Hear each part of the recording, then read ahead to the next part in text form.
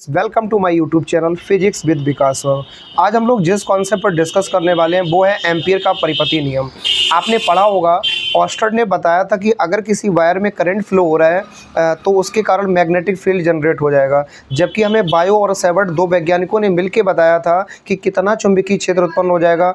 वहीं एम्पियर ने भी हमें इस संबंध में एक अपना परिपति नियम दिया, जिन्होंने भी चुंबकीय क्षेत्र के संबंध में तो बताया, लेकिन बताते समय एक बात को और बताया कि अगर चुंबकीय क्षेत्र उत्पन्न तो होगा, लेकिन अगर किसी निश्चित दायरे की बात हो और किसी निश्चित सीमा की बात हो, किसी बंद परिपथ की बात हो, एक क्लोज सर्किट की बात हो, एक क्लोज सरफेस की बात हो, उस समय चुंबकीय क्षेत्र कितना होगा, उसके लिए एम्पियर ने एक परिपति नियम नाम से एक चुंबकीय क्षेत्र की व्याख्या करने के संबंध में एक नियम दिया।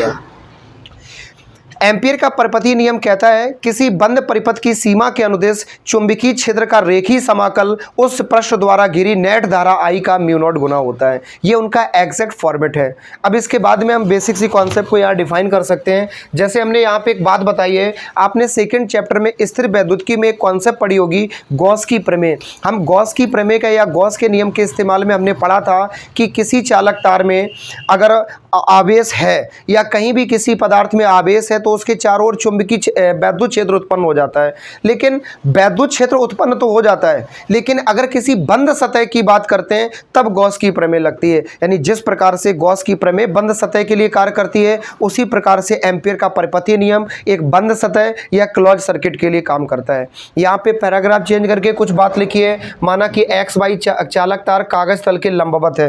तो हमने मान लिया कि मेरे पास एक ये एक्स वाई चालक तार है जो कि कागज तल के लंबवत है, जिसमें आई एम्पियर की धारा प्रवाहित हो रही है, और इसमें हमने सपोज कर लिया कि आई एम्पियर की धारा प्रवाहित हो रही है। अतः निकट बिंदु P पर इसके पास में हम एक बिंदु P मान लेते हैं। अब आप कहेंगे सर ये बिंदु P तो कहीं भी हो सकता है। आप सही कह रहे हैं, बिंदु P यहाँ यहाँ यहाँ यहाँ कहीं चारों ओर कहीं भी तार के आसपास कहीं भी हो सकता है बिंदु P। तो हम एक ऐसी स्थिति यहाँ डिफाइन करेंगे जिसके कारण इसके आसपास कहीं भी चुंबकीय क्षेत्र का मान ज्ञात किया जा सकता है, और यहाँ से यहाँ तक की दूरी को हम मान लेते हैं R। ये दूरी भी कितनी भी हो सकती है, इसीलिए ये कोई डेफिनेट दूरी नहीं, इनडेफिनेट है। इसको हम अपने सिचुएशन के अकॉर्डिंग बार बार बदल सकते हैं। अब इसके लिए हम बंद पृष्ठ की कल्पना करेंगे तो इसके चारों ओर एक क्लोज सतह इस प्रकार से वृत्ताकार पृष्ठ बनाते हैं। और आप लोग अगर हमें पहले से जानते हैं तो आपको ये भी पता होगा हम कला की दुनिया के बादशाह हैं, यानी हमें राष्ट्रपति पुरस्कार मिलते मिलते बचा है। तो आप अंदाज़ा लगा सकते हैं कि हम कला में कितने एक्सपर्ट हैं। तो अगर आपको हमारा चित्र पसंद ना आया हो तो आप उस चित्र के चरित्र को सही करके इस चित्र को बना लीजिएगा।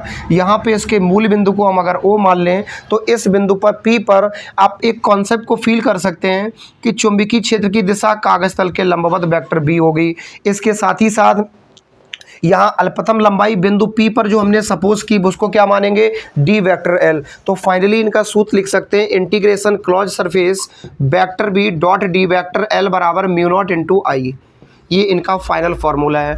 अच्छा, इसके संबंध में अगर ये डेरिवेशन जानना हो तो आपको हमारे यूट्यूब चैनल पर ही मिलेगा प्लेलिस्ट में। 7वें चैप्टर के गतिमान आवेश एवं चुंबकीय क्षेत्र में जाइएगा, वहाँ पे आपको इसका डेरिवेशन मिल जाएगा जो 3 से 4 नंबर का बोर्ड एग्जाम में आता है। ये डेफिनेशन अगर आपसे 1 नंबर में आती है तो कम से कम इतनी चीज़ें आपको लिखनी पड़ेंगी। अगर आप आधा अधूरा काम करके आते हैं तो आप माल्यार्पण करके सम्मानित किए जाएंगे और आधे नंबर से ही सम्मानित हो पाएंगे। इसलिए 1 नंबर अगर पूरा चाहिए तो पूरा काम करना पड़ेगा, जैसे आपको चैनल को भी सब्सक्राइब करना पड़ेगा। That is a primary your responsibility and a duty. So please you can do it about it that.